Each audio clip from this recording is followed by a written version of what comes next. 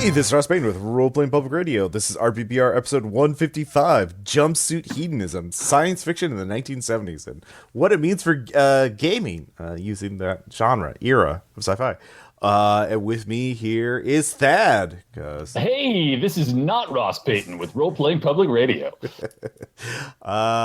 been a while since we've done an episode with Thad, and I figured he would be fun to talk about this particular era of science fiction. So yes, and I also drove away everybody else. No, I mean, don't, Thad. You're just a swell human being. Don't let anyone tell you otherwise. I wasn't fishing for that, but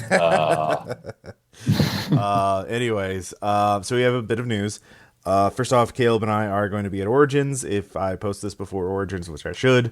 So tweet at me or Caleb to get schedules at Ross Payton on Twitter, or you can ask on the RPPR Facebook group. I will try to. I will be wandering around. Caleb has a schedule of events and things that he's doing.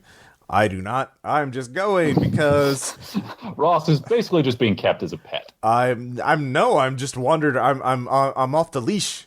I don't have anything. I don't have any responsibilities. I can just take it in and experience the glory that is Ohio. And yes, the state that has produced more people who wanted to and successfully left planet Earth than any other in America. Yes, Ohio.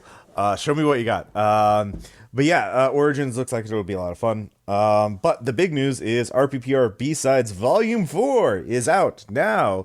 Unknown Markets. Volume 4 is called Unknown Markets because we're using our sort of attempted and incomplete Unknown Armies and another Red Markets campaign, Deception Pass. So last year we tried to do an Unknown Armies campaign. It fell apart due to scheduling issues.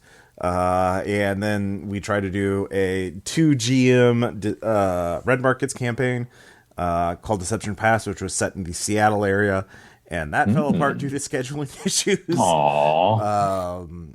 People need to stop having non-RPPR related things to do, clearly. Well, yeah, part of it was just Caleb having to deal with the Red Market shipping and things. Oh, shipping, the devil? Yes, it is. So we also have some other Red Markets one-shots, playtests, some Delta Green games, a game of Gen Lab Alpha that Tom ran, and then two sessions of a Stone 13th Age campaign that Bill tried to start up and didn't complete because of scheduling issues. So 20 games. Are you sure you shouldn't call it scheduling issues? Unknown Markets. I already got the art. It's Unknown Markets. All right. It's set. Okay. Yeah. And it's $20 for the first for 20 episodes. High level backers of the RPPR Patreon will get it for free.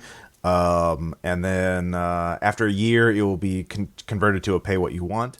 But yeah, if you want the great episodes now, help support the podcast and keep things running. And yes, exactly. And that's it for news. So I guess we should get on to the topic, as it were. Yes, let us cast some pod. Yes. Thank you for making that sound weird, Dad. It's what I do. So the idea for this episode came because I recently got my print copy of Mutant Crawl Classics, which is a love letter to 1970s science fiction. It is a role-playing game from the Goodman Games, the same people who put out Dungeon Crawl Classics, and it's basically sort of a gonzo, post-apocalyptic, magic, mutants, and technology going amok sort of world. You can not only play human, you can play mutant, like a furry, kind of half animal, half man. You can also play... It's basically just a big pileup of anything you could ever expect to find in a blasted wasteland. Yes. You can also, for example, you can be a plantient, a plant person, or an insect person. And you can get psychic powers. You can make pact with powerful artificial intelligence patrons.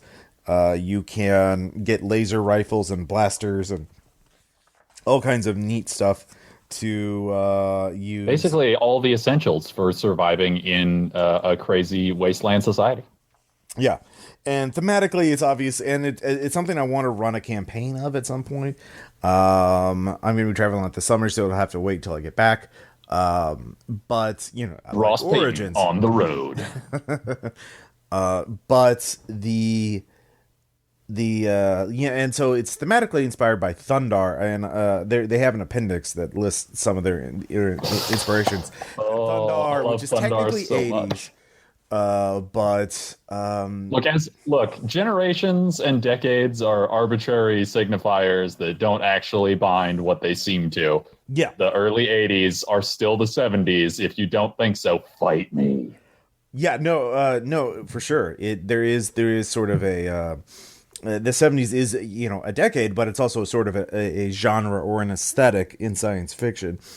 And it's kind of unique, and I think it's sort of overlooked compared to like 50s and 60s sci-fi, which we all know is like the B movie, men in suits and lab coats, being very, like, you know, very Rod Serling, very This Island Earth kind of thing.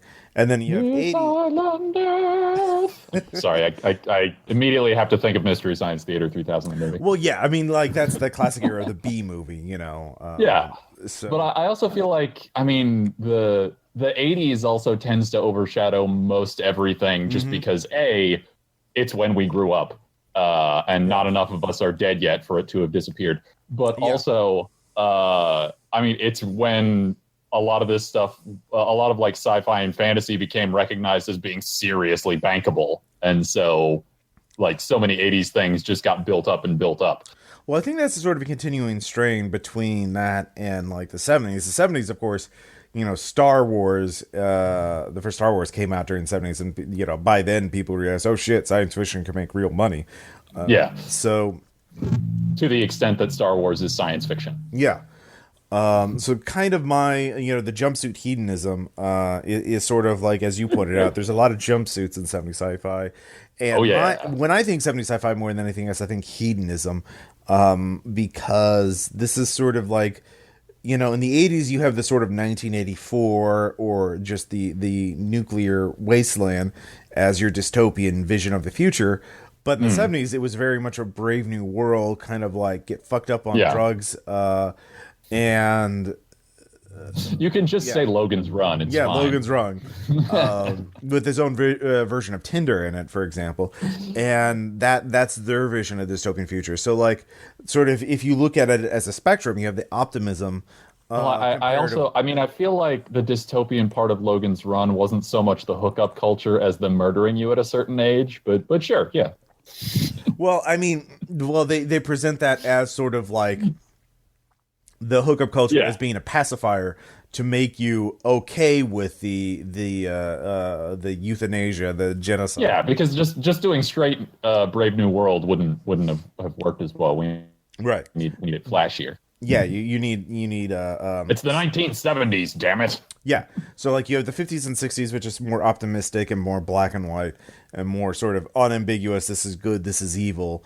And then in the 70s you get more into the shades of gray, the hedonism, the decadence, and sort of despair. And then like in the 80s you have pure nihilism, where it's like everything is dead. It's more punk, it's more angry. Get pissed. Yeah, exactly. And that's your Terminators, or you're just gleefully nihilistic like the Predator.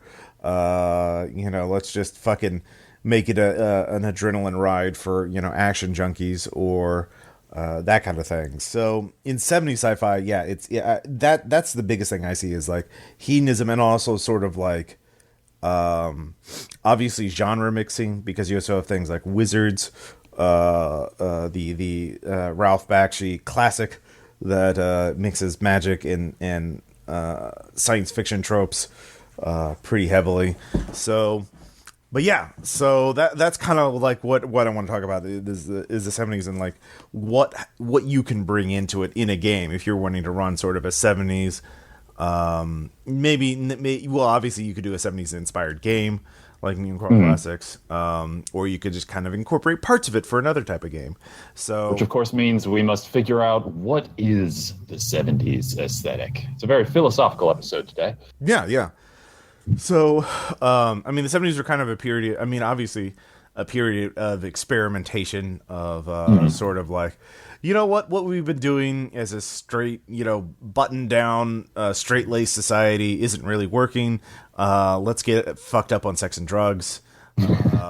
Yes. Women turns out are people, and they, I guess, should have rights. Sometimes. Yeah. There's sometimes. But they still need to be sexy. Right. Gotta feather that hair right out there. All right. Yeah, that's 70. Yeah. So, I mean, certainly in movies, you start to see like women can be active and do things, but they still need a man to save them. But they're still strong and they're feisty, or Baby steps. Yeah. God. So I mean, the 70s were essentially capped off by Ellen Ripley, though, so that's not a bad direction to go. Yeah. And she was. It was a long road to get there. I mean, her character was originally written as a man in the movie. So that. Yet it turns out you could have a woman do all of the things that in a script a man was supposed to. Yeah, exactly. So Thad, if you're running a game and you want to sort of focus elements of this 1970s science fiction genre, aesthetic, whatever you want to call it, what would you what grabs your interest the most? I mean, I think part of the problem is that if I'm not careful, I'm just going to end up running a game that's an 80s game. Because like there are definitely threads that connect across all of these eras, and oftentimes it's about sort of the style and how you approach it.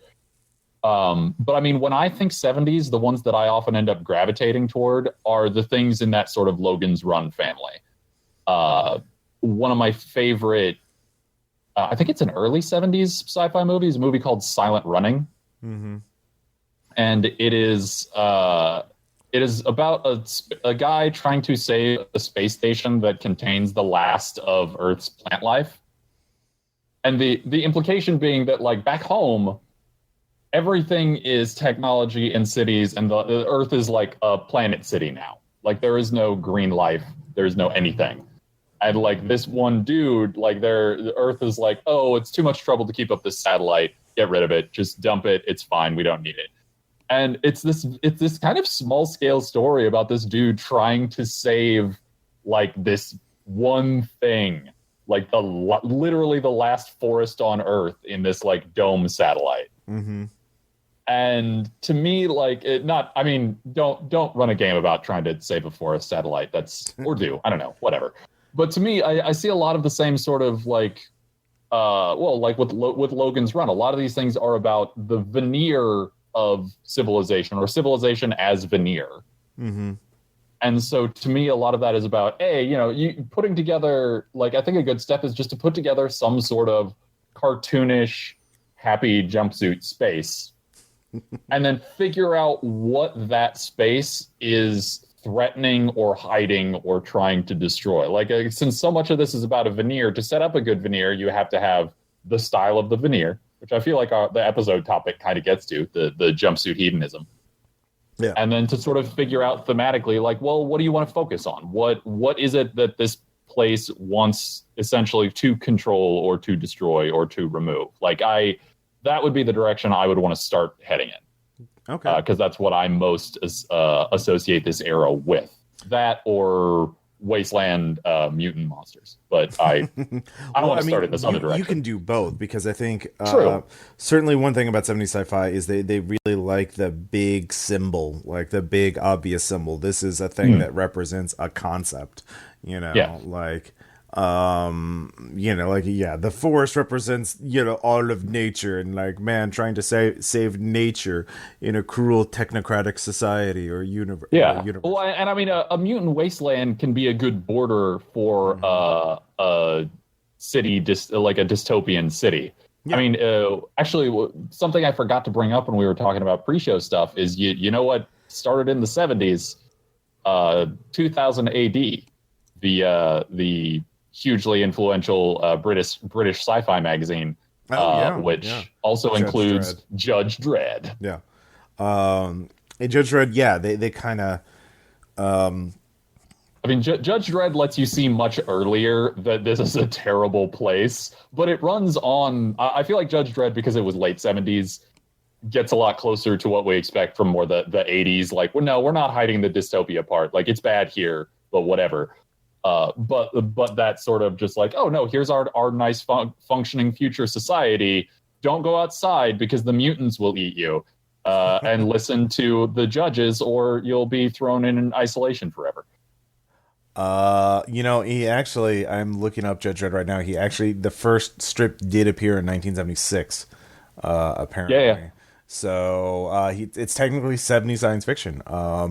Yeah. Yeah.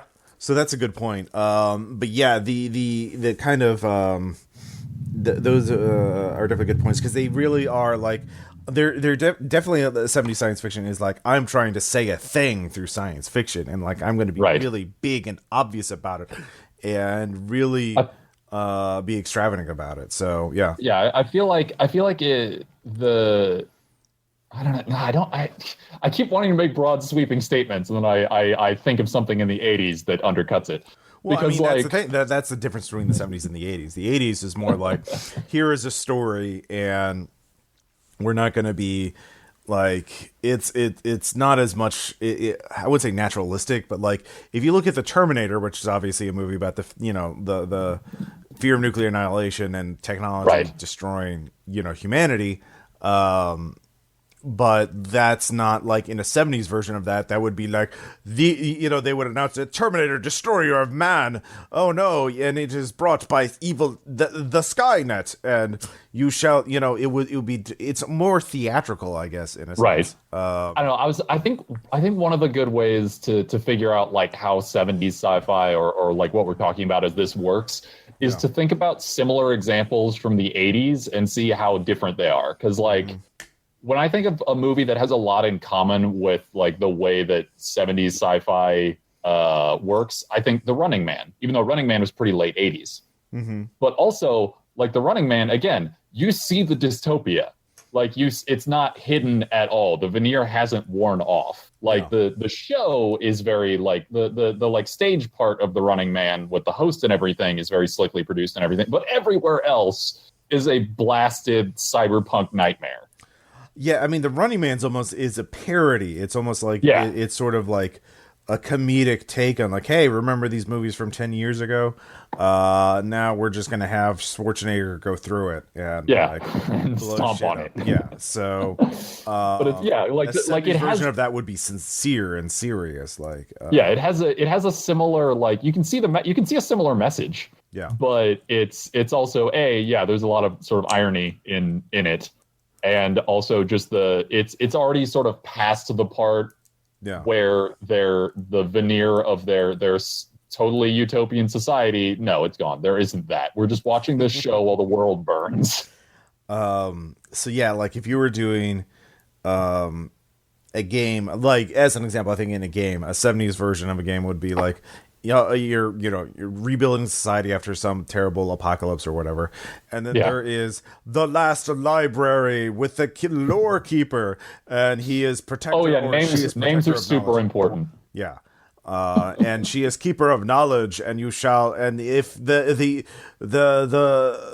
evil warlord of ignorance is coming to destroy her with his drug cult, and you must stop them. Whereas in the 80s, it would be like, hey, there's a library here and there's books, but like that guy over there wants to burn them because he hates it. So you need to stop that. And I mean, you can do it. I mean, 80s did get kind of mythic, like towards the end, like the Mad Max Beyond Thunderdome, obviously. Woo! Woo! Yeah, let's bring camp back. That's what that movie decided. Yeah, basically. I also, we've been talking about Mutant Crawl Classics, but there are other games in this genre, role-playing games, and Right. the biggest ones are Metamorphosis Alpha and Gamma World, which are obviously came out in the 80s and were more obviously like inspired by Right, like when the 70s was still fresh. yeah, when the 70s existed, like I mean at least one of them, I think. Ooh. Yeah. According to my sources, the internet, Yeah. Gamma World actually was late 70s, like Yeah. at least its very first. Wow. And they're very goofy and over the top, and I think that's another thing is obviously the 70s. Both you see in all RPGs, tabletop RPGs, you see the mixing of genres. Like science fiction elements, like robots in D&D games, and you can have wizards and spellcasters in science fiction games. Yeah. And nobody really questioned it. Yeah. So- Well, I mean, obviously, like one of my main influences as a person on this planet, the greatest television program of all time, He-Man and the Masters of the Universe, fight me. Has a lot of that like 70s aesthetic clinging to it. Yeah. Because it was like 83, 84, I think was the original TV show. Yeah. And so it's got science and magic brushing up together. It's got the very like bright colors and that sort of like and complete lack of cynicism. Yeah, it's kind of interesting to see how like the 70s science fiction like becomes like big Hollywood movie or big critically, serious director, serious cast, and this is Right. critically acclaimed or maybe not critically acclaimed, but like it's a big adult thing in the 1970s. By the early 80s, it's like, yeah, we'll just rehash it for kids for Saturday morning. Right. And that was fine. So it kind of gets maybe not watered down, but kind of just like reinterpreted. Which you kind of it's you don't really see that sort of like gradual thing anymore. Everything hits at once and then disappears before the next. Everything just explodes onto the scene and then either keeps a little bit of a fire going or it fades out all at once. Yeah. So. But so aside from sort of like making, I guess, very serious theatrical kind of thing, which is kind of derived from the 50s and 60s, because that was also a big thing, I think, in the 50s and 60s. Well, I mean, I feel like much like a lot of 60s things in the 70s, at the very least, the leaders of whatever society you're putting together need to speak in all exclamation points all the time. Big declarations, sweeping, important statements about how we are the last bastion of civilization. Mm-hmm. And you must follow what the leader says. And wear your jumpsuit. Wear your jumpsuit. Eat your food pills. Yeah, exactly. And then of course the next thing we realize the hedonism, and that's the biggest thing I think of when I think of 70s sci-fi. Eat your food pills and your drug pills. And then go to your drug orgy and sex orgy with the you need to take your sex and do your drugs. And don't question anything. No, wait, I tried to make that into wordplay and it didn't work. You see a lot of I mean, obviously the biggest one I'm thinking of is Logan's Run, which is like the very much a Brave New World. But also Zardoz. Are we forgetting Zardoz? Well, I don't know. Are we? Can we ever forget Zardoz? The Sean Connery vehicle, I guess, is with him in the diaper and the gun. It's definitely got some hedonism. Yeah, it definitely has hedonism. Having a character who's pretty very rapey is certainly and have him be the main character is God. You can see this in the genre, in the era they were really struggling with feminism and like, oh, women are people too, and like, what does this mean for relationships? What does this mean for? Well, I mean, you also see that in one of my other like high choices for weird 70s sci-fi movie, A Boy and His Dog. Has a real, let's say, fraught relationship with women. I mean, still extremely misogynistic, especially by today's standards. But like, yeah, but it also has a psychic dog. So yeah, it does have a psychic dog. So I think the key in hedonism is the one, like, make drugs like very common and very sort of like in role playing games. You just need to make them power ups, I guess, or like, you know, beneficial, like the equivalent of magic items is, you know, instead of having, you know, a visor that gives you a bonus to perception, you take, you know, skill drugs or whatever, or you know, it's kind of like, I guess, you know, Fallout the video game kind of got that right in terms of like giving tons of different drugs that would give you concrete game benefits. Yeah, there's a sort of optimistic take on drugs, even if they can be used by the spandex overlords society to control you and keep the wasteland from rising up. I mean, yeah, I mean, there's different, maybe, you know, drugs to expand your horizon, because there was a lot of experimentation into hallucinogens, and like, I mean, a lot of what we think of the 60s is really the 70s. You know, the hippies and the communes, and the hedonism, of course, kind of leads into the mysticism, and that's when I think of art, I think more of like the mysticism. That's fair. Yeah. So see, when I think of Zardoz, I can't help but think of the man thong. Right? I mean, it's right there for everyone to see. It's all out there. It's all out there. You can see it all. And so you have this sort of philosophical, like, science, and, you know, science fiction has always been concerned with philosophy and, like, you know, both in terms of like what is knowledge, what is truth, what is moral, you know, like, would this technology make morality impossible? I mean, you even have like serious science fiction, like A Clockwork Orange is very much also Soylent Green. Soylent Green, yeah. It is made out of people. Yeah. Ethics, you know, utilitarianism brought to its life. Should we just eat the poor? Yeah. If we have too many people. See that? I mean, they almost got there too. They just got it backwards. Yeah. Eat the rich. So if you're doing a game, obviously, like, asking big mystical questions or getting into mysticism would be another thing. You know, like, have the characters be, because I mean, Zardoz is as much as I like to make Zardoz jokes. Like, it was attempting to be about like love and sex and reproduction and like questions of immortality and shit. Like, there's a lot going on there, and also a floating head and like weird sex cults or something. Yeah, I mean, yeah, it's talking about the relationship between sex and death, you know, sex and violence, you know, like, it's asking big questions. And it's just asking them with an incredibly weird voice. Yeah. I mean, like, 80s science fiction, a lot of it is more like, it's using the trappings of science fiction to tell like an action movie kind of story. It's not even like it's getting less ambitious in its designs. I think, and maybe that's kind of a reaction to the 70s and a lot of its failed attempts. So, well, I think one of the thing is that in 70s movies, it was still possible to win in the end. Yeah, that's true. You have, like, in Logan's Run, they defeat the evil society and they liberate everyone else. A dystopia becomes a utopia because they rediscover age and like. I think a similar vein, Death Race 2000. If I recall, they also topple like the evil regime. Actually, you know what current movie franchise reminds me a lot of. In some ways, a lot of kind of a mashup of 70s and 80s themes.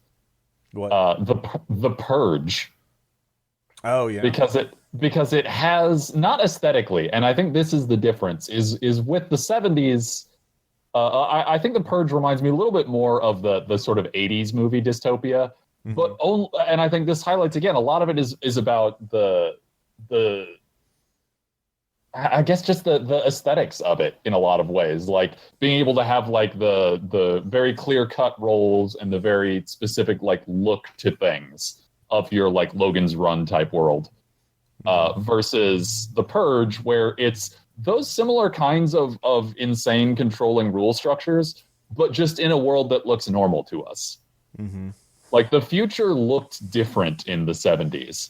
And through the 80s up to today, the future has looked more and more like now, but kind of worse. Yeah.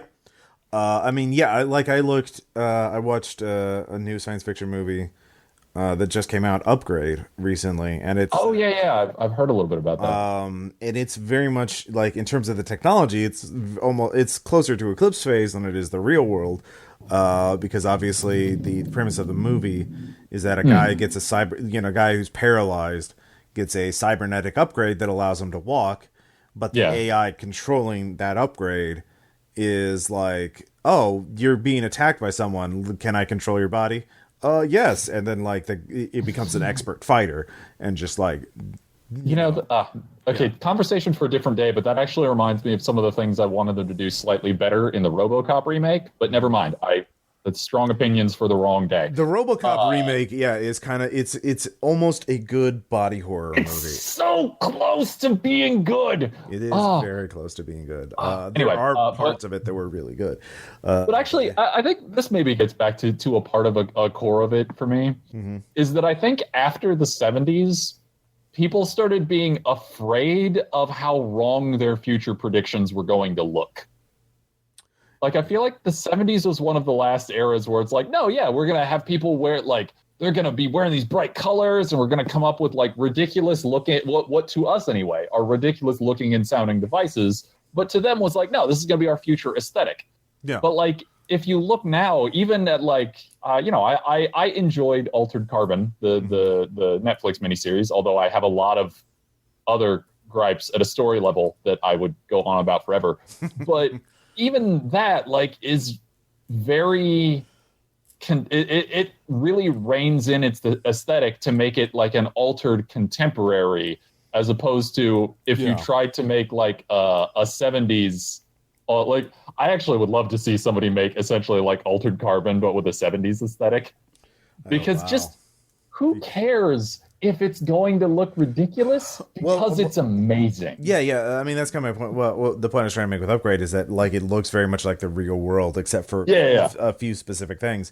And Altered Carbon is certainly that as well. I mean, don't get me wrong, I love that. Like, Blade Runner and all that are dear to my heart. That's just what I was going to bring up. Blade Runner, I think, is, you can lay that at its feet, because the Blade Runner is like, this is what the future looks like. It looks more plausible. We're going to make things like enough that you can like buy it. Like we're going to make a plausible looking future, which means it looks kind of like the here and now, except for some things that are different.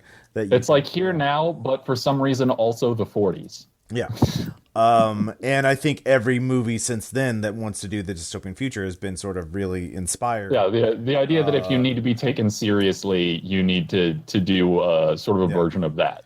And which I don't. Yeah, I don't mean in as shitty and judgmental a way as it sounded like I meant it. Like, I like that as a choice. It can work really well. Like, I mean, it's almost becoming like a shorthand now, in that if you do the Blade Runner route of production design, or the look of what the future looks like, it's serious and like, this is what it's going to be. As opposed, if you take a more 70s route, it's like, this is a sci-fi movie with a big, in capital letters, because you have there are things like that. Like in the Hunger Games, obviously the rich, a very 70s look, 1970s science fiction look. Then there's a lot of like Guardians of the Galaxy. Obviously, they go from the 50s to 70s in terms of their I mean, that's a little bit of a problem. Aesthetics are about things like color and like just like visual style. But I think there are also just ways of like, let your descriptions embrace just bright manic color insanity is, I think, a little bit part of it. I mean, and not always, because you also have like movies like THX 1138, which is very obviously using mind altering drugs, but they mind altering drugs. So again, getting that hedonism, of course, they ban sex, but that's sort of the point of the movie, is like, can you have a society that ban, like, what is the human cost of banning, are we being actually, what would make a great double feature? THX 1138 and Zardoz. Oh yeah, you kind of get the whole spectrum of like no sex to all the violent sex. So I think, and so bringing this all back to the purpose of the podcast, games. Sorry. Yeah. I think obviously tabletop role playing games have gone far more towards the '80s Blade Runner route Right. than they have the 1970s route. But like Paranoia is obviously a very '70s science fiction themed RPG. Yeah, I mean, a lot of these like really sort of paranoid 70s sci-fi are still from the fairly early 70s, like Soylent Green or a little movie that you might not have heard of called Westworld. Westworld is another thing because again we have the decadence, the hedonism. We also have Gotta love that hedonism. yeah. I mean it's obviously more realistic in the terms of the character design a little bit, but like yeah, if we had robots, what would we do? We'd kill and fuck them. We would fuck them to death. And then we'd rebel. And so, like, is our decadence going to destroy us? Which is a major question of 70s science fiction. So you can even do. So yeah, as a game, like that could be a trope. That could be well, not a trope, but like a plot element of the decadent society. That's sort of an underutilized. Like, is it like a lot of these places hinge on that central question of like, is this hedonism, is it liberating or is it controlling? And who is at the wheel? And those sorts of questions. Yeah. I mean, if you want to get back in, it dates all the way back to the Odyssey, the island of the poppy eaters, where like we're on this long, very hard quest, and here's a nice place. Why don't we just stay here? They do have all the poppies for us to eat. Yes, exactly. Or no, lotus in is it lotus? Yeah, poppies is Wizard of Oz. Oh, okay, so yeah, lotus eaters, basically, yeah. And so in role playing games, you can, it's sort of an underutilized obstacle, challenge, whatever you want to call it, because players obviously aren't that they're like, oh, well, my player character is really tired and he's been, getting the shit kicked out of him every day for like the last year. So maybe he would want to retire. He's like, no, I want to go kill more monsters. We kind of murder hobo our characters, so that they're basically Sean Connery, the exterminator, man thongs, grabbing guns because the gun is good, the penis is evil. Right. So, but I think you could try that kind of thing. That might be an interesting role playing exercise. I don't know. That's something to think about. Let's see. But I mean, also we've been focusing a lot on the sort of, I don't know, functioning utopia / dystopia ? Societies. But I feel like, especially looking at the cover of Mutant Crawl Classics, spending time out in the wasteland is important. 1970s Apocalyptica is very interesting because, again, you have the sort of things, again, like the second act, the second half of Logan's run, it gets really off the wall with the robots and the old man, and it's not just that he's in like a nice place. He's in the United States Senate chamber. That's where he hangs out with all his cats, and like you kind of need that sort of big symbol. Going back to that big symbolism, that big theatrical thing. Love a big symbol reveal. Like that's, and I mean, also think of it was. I think it still it was late '60s, but it still counts. I think the original Planet of the Apes is sort of exemplar of some of this, although it's we haven't even talked about that. Because I mean, again, like I feel like it's got the same sort of big symbol. Like at the end, you got your spoiler for the oldest movie spoiler, but the Statue of Liberty there at the end plays, I feel like, a similar symbolic role with the Senate chamber in Logan's run, like the what is lost or what this world is built on top of, or all those sorts of things. Yeah. For sure. Like and that even the Statue of Liberty has become sort of like a shorthand in 70s things because you have it show up like in Thundar. Thundar, the Barbarian. Yeah, it's in the opening credits, and then like Kamandi, the Last Boy, the Jack Kirby comic, which is another. Well, because Jack Kirby, if I recall, did some of the visual designs for Thundar. Okay, I wouldn't be surprised. which is why like some of the like the villains that you'll see, or even like Ukla the Mock, very very Jack Kirby looking creature. Yes. But yeah, like Thundar is all like wandering around through destroyed areas that they don't know anything about, like familiar to us but alien to the characters. Yeah, I think that's a big 70s trope more than anything else, is take a thing in the real world and then totally decontextualize it, really. Like this is the death tube and it is from it spews death with a mighty roar, Yeah. Well, I mean, that actually, I think, brings up a central question for how you're going to introduce your players into this world, because there are sort of two approaches that I see as being how this is dealt with. Is either the outsider coming into this wasteland or this dystopia/utopian society, or a person of that society. Mm-hmm. Because then like the things that you're seeing, like the Senate chamber or the Statue of Liberty, are they going to mean something to the characters or just the players? Yeah. That's that's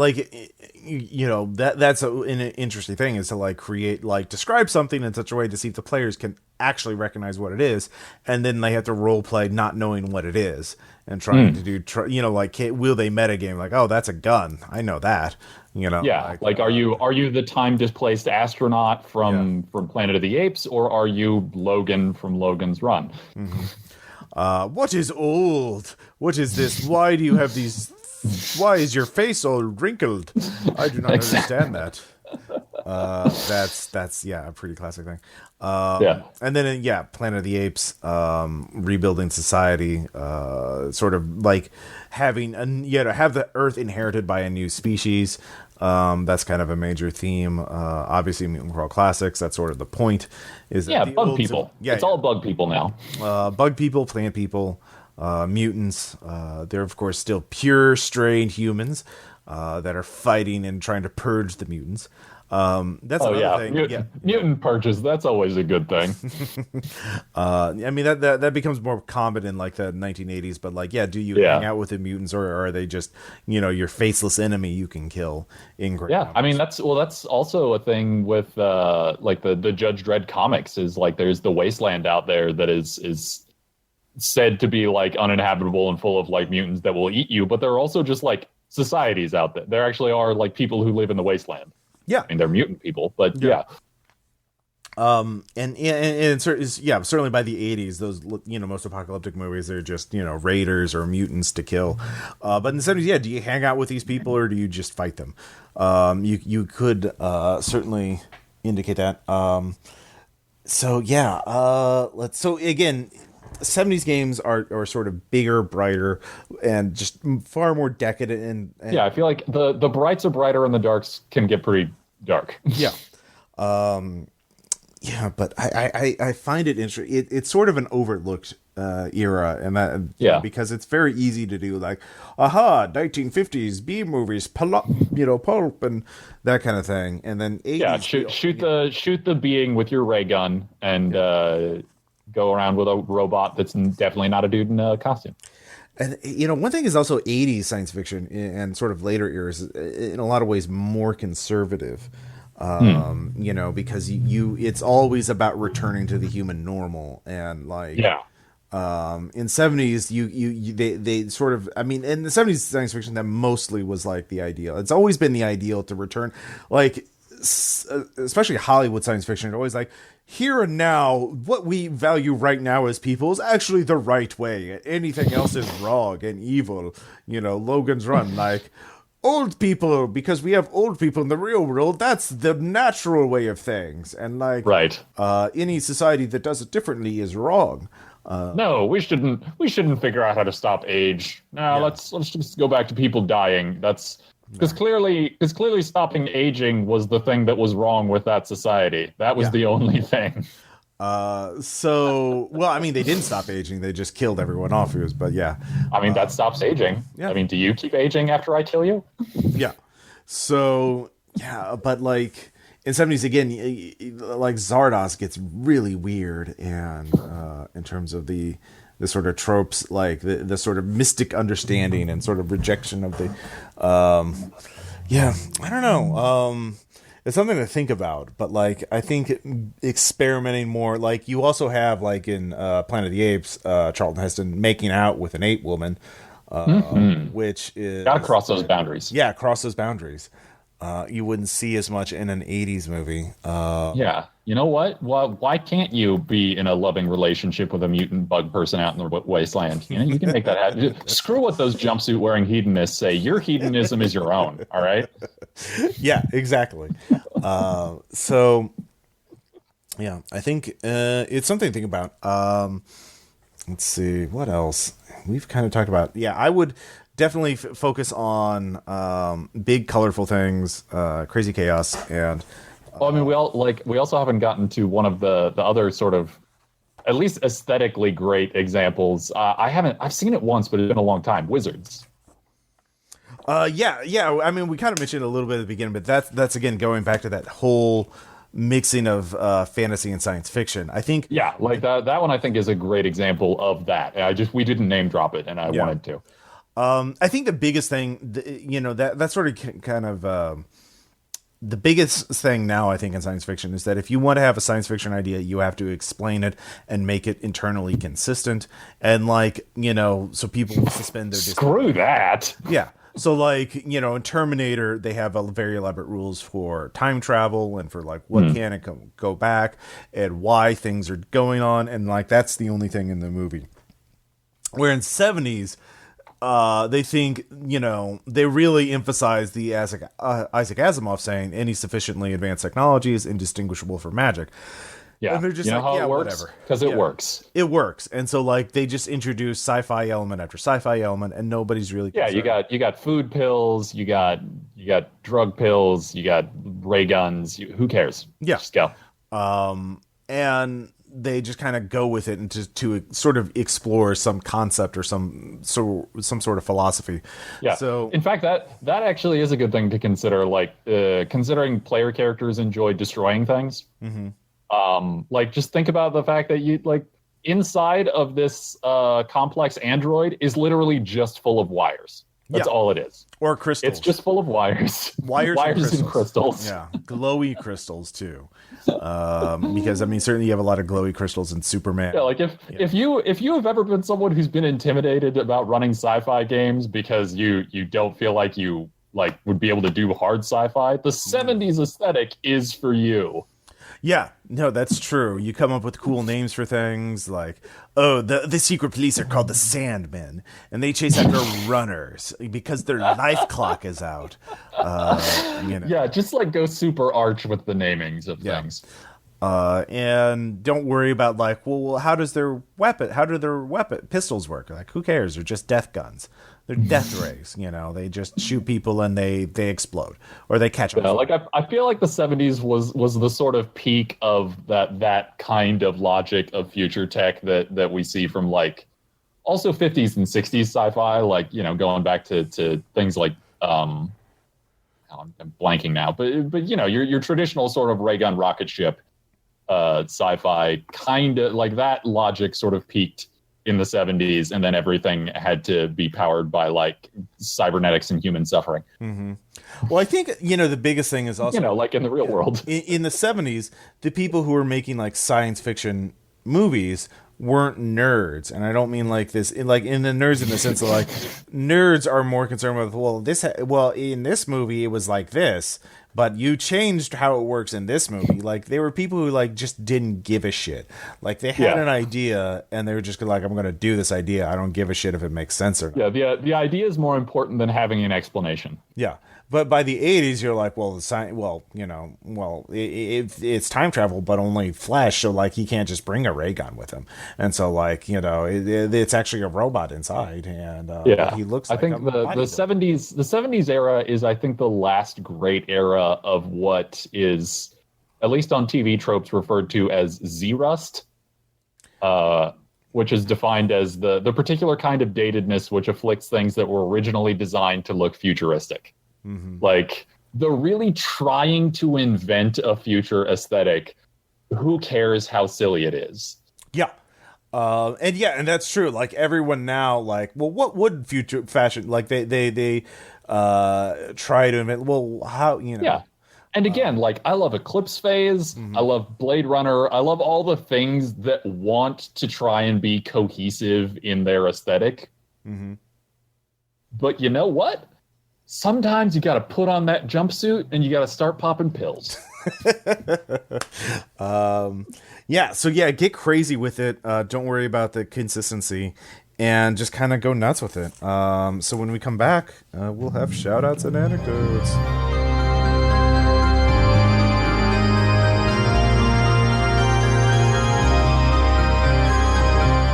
And we're back, and I'm probably going to have some 70s vaporwave or synthwave music. I'm not sure. I mean, those are both kind of more associated with the 80s, but look, the 80s just commodified and stripped down everything that came before. Yeah, I think if anything, our discussion of the previous thing should be that all science fiction is sort of in a spectrum. It's sort of a continuum. It's not like in binary labels, like a thing can only be this. It's like parts of this and that, and it's it's a gradient. Have we been doing deconstruction this whole time? Yeah. God damn it! I should have talked about Derrida. Yeah. We'll just ease them into it. Like I said, we'll just next episode. Yes. Don't worry. Anything that is evil cultural Marxism is totally not that. That's not what we're doing. I don't know. I mean, we have done like Red Bark. It's a game of economic horror. Yeah. Well, okay. Look, there's straight up Marxists here. It's fine. We're just fine. All we want is for everyone to wear identical jumpsuits and stand in bread lines, obviously. Drug lines. It's drug lines. Drug lines. Yes. And for your drug orgies. Your electronic drug orgies for the electronic brain. And the crystal matrix will be activated for the before times. Anyway, let's have shout outs. My first one is actually a bit of 70s science fiction. The Word for the World is Forest by Ursula Le Guin. It is I read it this year, just recently, and it's an interesting bit of science fiction from the 70s, obviously, sort of deconstructing sort of tropes from the 50s and 60s science fiction about, like, we're going to this new world and we're colonizing it and there are hostile aliens. But the hostile aliens are just these little forest-dwelling little dudes that are just like, what the fuck, dude? What the fuck? And, like, we're super peaceful, but I guess we're going to just learn murder in order to fight you. And, well, that's going to be terrible for our society. And it's going to end poorly or not. Yeah, I don't want to spoil it, but it's a short novel. Yeah. It's a great read. I was reading the Wikipedia thing for it recently, and Ursula Le Guin says, yeah, the Vietnam War was going on. There was a lot of deforestation. There's a lot of, and so I was really angry when I wrote it. And really looking back on it, I think maybe I was too angry. And I did not pick that up at all. I was like, yeah, no, this is totally appropriate. Kill all of those people. Like, burn it's just, I was just like, yeah, no, it's fine. Like, it's good. Yeah. So I find that interesting that, what 1970s is too angry is actually, just fine now. We've gotten progressively madder in multiple senses. It's a very So it's a great read. If you haven't read Ursula Le Guin, I highly recommend it. It's part of her a larger setting called. It's Hamish? Part of the Hamish cycle? Yeah. So there's a multiple different novels. So there's references in there to technologies that aren't really like the Ansel becomes a thing. Ansible, which is an important bit of technology for the thing. Allows faster than light, instantaneous communication. Because it does. Because it does. And there's references to multiple alien species and blah, blah, blah. So it's an important... So you may not get everything through, but I would say that's the first Hamish cycle novel that I've read, and I got through it fine. So you can pick up... You could understand it through context, and through the explanations they have in the novel. So you don't, but I kind of want to read the others now because it's an interesting setting. Yeah, because I mean, it's a setting that a lot of her maybe more well known novels like Left Hand of Darkness or The Dispossessed, I think, are also part of that same universe. Yes, exactly. So, Thad, what's your first shout out? I think I'm going to slot in the one that I thought of during the break. because it fits a little bit with the theme, is I think this really the movie or the book, High Rise. The book by J.G. Ballard, the movie by the guy who did Kill List. I can't remember his name. I know it stars Tom Hiddleston, but yes, it stars everybody's favorite Loki. Ben Wheatley, that's the director's name. Yeah. But it is if you want to see some just great 70s aesthetic style design, the film is absolutely beautiful as it slowly falls apart into, murder and abuse. But also the book, despite being a book from the 70s, is maybe my favorite novel for understanding what it's like to be on the internet. It's a nightmare. Obviously Ballard wrote it in the 70s. It's another 70s sort of novel. I wouldn't really technically classify it as science fiction. Yeah, not really, but Ballard was... But, he's talking about the calcification of society, people breaking up and sort of like becoming disconnected from reality or from each other, and sort of tribalism. Yeah, the tribalism stuff, is very relevant to this. He sort of saw the dehumanization of society coming. So it's just the technology that is dehumanizing them in the book is architecture, which is right up Ross's tree. Yeah. But I've read it. But too. Also, it's good. It's good. It's disturbing, but it's good. Yeah, it's not the kind of 70s sci-fi that we've been talking about, because again, it's not. It doesn't at all actually fit the theme, other than I think the film version, like the aesthetics of like life in the building. Yeah, it's actually more of an 80s take on it, because it's more like this is what it actually looked like. You know, like the colors are kind of more subdued, but it takes place in a dreary 1970s, condo, essentially. So. Well, I mean, I think that's my favorite juxtaposition, because the life largely in it is that dreary, like sort of 80s style, but the parts like when you go into the store in the building, it has this very like pop 70s style to like all the boxes and things like this, and the weirdly like uniform, like there are no brands, everything is just like in its little box. And that is something that to me is very evocative of that like weird 70s idea of the future. Well, it's also very, very 70s in the sense that it's very much about decadence and hedonism. That you don't really see in other decades. Because 80s, it's like, again, like nihilist as fuck, punk as fuck. But in the 70s, it's like disco and drugs and then the 80s are a reaction to that. It's like, no, we went too far. Violence good, sex bad. That's anyways, thanks for listening to our history of everything. So my next shout out is What Remains of Edith Finch. Let's see here. I believe so. It is Finch. Finch? It's Finch. Yeah, like the bird. Finch. So this is a walking simulator kind of video game for PlayStation 4, Windows, and Xbone. And it's a very, very well told story about this family, the Finch family. It's about this young woman who goes back to her family's house after it's been abandoned for years and tries to piece together the story of like what happens to everyone in it. Everybody in the family has, sort of these weird ends. It's every person in her family tree has a story to tell, and every story is a chapter, and every chapter has a very different, unique feel to it. Some are short, some are longer.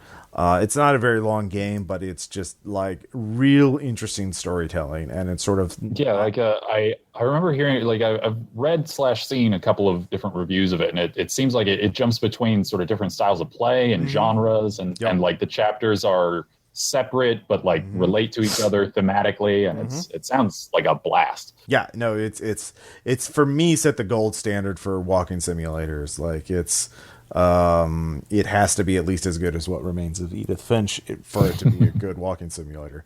Because like now that it's out, like you have to top this or at least equal it. Because otherwise, it's like what the fuck. It's a great game. Meanwhile, on the opposite end of the spectrum, my gaming habits tend to be as cheap as possible. at the moment because I am incredibly poor.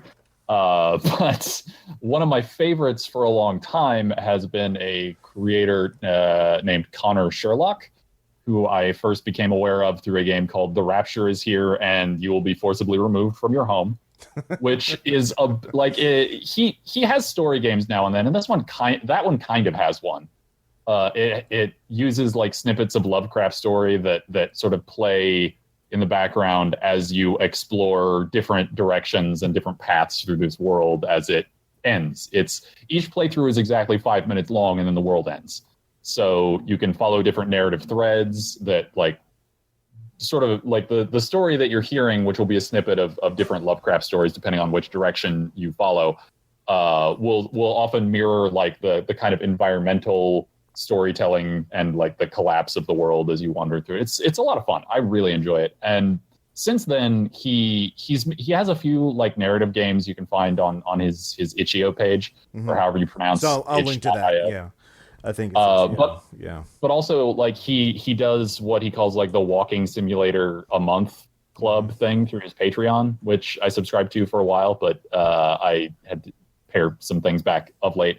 But it's great because like to me, I get what you're saying about the gold standard, like from what Edith's mentioned, it sounds excellent.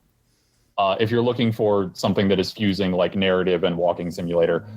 But one of the reasons why I like Connor Sherlock's games is that a lot of them are almost entirely without textual like narrative of any kind. And it's just going through an interesting space with a really good soundtrack and just kind of looking around and being in a place that can't exist. All right. And I really like that. Okay. Like I mean, you know me. I'm a person who loves a good narrative because that's what I keep getting degrees in. Sorry. But no, like there's also the part of me that's like I want to just pay a little bit of money and wander around in this dude's impossible spaces, and it's fun. I mean, part of me should clarify what I mean by like that's the standard now is for paid sort of premium walking games. So like if it's an artistic sort of like one man effort, like obviously I'll give it a shot. I'm not opposed to that. I'm not going to judge it on the same standards as a game that obviously had like $1 million budget or something. But yeah, if you have a chance, I recommend. I know he's got some like pay what you want stuff on itch.io, and I think the first game that I mentioned I think it's just on Game Jolt, which I forgot was still a thing. So I have a video game to talk about too. Okay, fine. What's yours? Yeah, mine is XCOM 2: War of the Chosen, which I've been playing lately. Because XCOM 2, of course, I really like because it's sort of this. They have this sort of board game design sensibility for it, where it's very much like almost a puzzle / board game that you're playing through that is complex enough that it benefits from a computer to run it. You move here, the enemy does here, trying to manage it. But like also in War of the Chosen, they really refined, they added a bunch of really cool stuff that makes it basically a better version. It improves it in every way. The Chosen are these bosses. There's 3 of them, and they can show up. Each controls a territory in the map, and so in certain missions, when you're in their territory, they have a chance of spawning in and attacking your squad. And when you kill them, they regenerate. You have to unlock certain missions in order to permanently kill each of the Chosen. Oh, and they taunt you. They talk shit to you while you're fighting them. And each one has their own personality. So, but they also add resistance factions, which are different, like parts of the resistance that have different skills and abilities, and you can gain influence with them to recruit their people. So like, there's ones that have psychic powers and are really good at hand-to-hand fighting. There's aliens that have human alien hybrids that have defected and will fight with you. And then there's these shadowy assassin type people that are, also eat aliens. Nom nom nom. Yeah. And they had a new thing where they have covert actions where you can send some of your soldiers out on missions, and these are not played on the mini game or like in the tactical game. They just happen. And they gain benefits, but like when they're out on their mission, you can't send them out on to battle.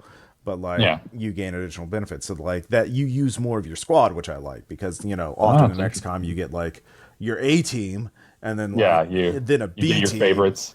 Yeah, you get like 2 squads. So like when one squad's tired or wounded, you put in your other squad, but then you kind of just and then they get meat ground. Then you get like 12 guys that are all maxed out, and then you have a bunch of rookies that you never use because like why would you bring a rookie in the middle of the game? I hate to admit this, but I haven't actually started in on the new XCOM series yet. My experience is only with the just punishingly hard original XCOM. It's a lot more approachable now. Like it's a lot. Well, the thing is, I actually almost like yearly, I will go back and try to play XCOM again, like the original one, because it's super compelling. Yeah. I love it as a game. I'm just terrible at the kind of game that it is. Yeah. And I do have the first of the new series on Steam because you just end up with games on Steam. But I don't know, you bringing this up really makes me want to put that at the top of my pile. I need to get into this. Well, the thing is, I think for XCOM 1 2, the other great thing is XCOM 2 at least has Steam Workshop support. You were talking about this on Twitter the other day. Yeah. So basically, there's tons and tons of mods for it, and you can subscribe to a ton of them. I follow a person on YouTube, Christopher Odd, who does these Let's Plays, and he's doing a XCOM 2 War of the Chosen modded campaign. And he's got like over 100 mods installed, and so you can just go to his collection of mods and just install all of those mods, and which is what I've done. Well, a ton of them are cosmetic, so like you can have Ghost in the Shell. You can mod your characters to look like Doom Guy or Ghost in the Shell, and so on and so forth. You also have voice packs like Tommy Wiseau, Bob Ross, Soldier 76. On and on and on and on. Kerrigan from StarCraft, all interesting ones. But you can also have gameplay mods that add new enemies. So like enemy soldier variants, that have lots of different abilities. There's one that adds like, instead of just in XCOM 2, they have snakes, people, Naga kind of enemies that can spit poison or constrict your soldiers. And they also have laser rifles. But this one adds multiple variants. Like this one's a magma viper, this one's a mamba, this one's a boa. And nice. They all have different abilities. They also have one that I'm really like, oh fuck these people, is the Mach X initiative, which is XCOM spelled backwards, and they're human enemies that you have to fight. So it's basically the same abilities that your characters have. So you deal with a bunch of those assholes, and then like if you take all their health, they have a chance of not getting killed but bleeding out, and then they'll teleport away. They'll be evac'd out, so you have to fight them again later on after they. That's interesting. So yeah, I find that quite interesting, and new mission variants and new maps and all this interesting. Like I played a map where like you have to rescue people, but there's also NPC resistance soldiers fighting, and you have to. It's just this big, complicated thing going on, and gotta love a strong mod community. Yeah, so it's a fun. If you like strategy and shit like that, I would definitely recommend XCOM. Anyways, I think you had one more. Oh yes, I did. Because the YouTube series Some News by Cracked alumni Cody Johnston, which I'm super happy that it exists because he did a similar show before the great culling of Cracked employees at the end of last year, and has brought it back via Patreon. And it's some good, bleakly funny, but still funny and also good news analysis. So, yeah, like everything is terrible, but at least some people are funny on the internet. Exactly. It is. Yeah, I watched a couple episodes of it too. It's quite funny. If you like, if you haven't seen the Cracked videos, it's he's got a particular style. It's a bit like in terms of presentation, like Last Week Tonight. And it's you could news, put it in but delivered funny. Yeah. Yeah, you could put it in that family of things, but Cody Johnston is definitely much sort of drier than any of the sort of Daily Show related alumni folks. I would say is he definitely has a much more I'm gonna quietly throw up after saying this, but maybe more of a millennial outlook on things. Yeah. Well, he also doesn't have like a research staff or anything like that, so Yeah. he's kind of But focused. no, it's quite good. And finding things that are good on YouTube is always something worth mentioning. Yeah, no shit. So the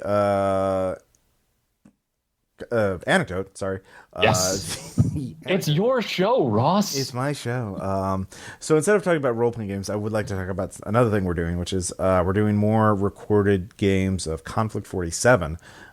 They've become infected by wargaming. I have become infected by wargaming. Jason, our new Jason, is sort of New and improved Jason. new and improved.